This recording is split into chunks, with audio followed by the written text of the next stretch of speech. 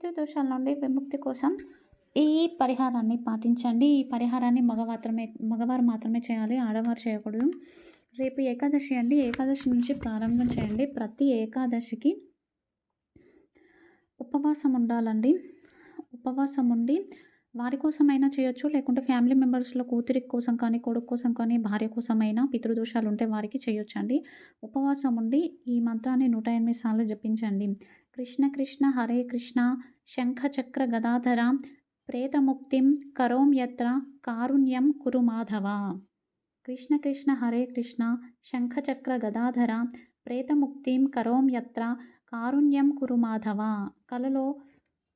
కలలో పితృదేవులు కనపడడం వలన భయం కలగడం కానీ, లేదంటే అనారోగ్యం కలగడం వల్ల కానీ, అనారోగ్యం సమస్యలు ఇలాంటివి ఏమన్నా వస్తే అవన్నీ తగ్గుముఖం పడతాయి.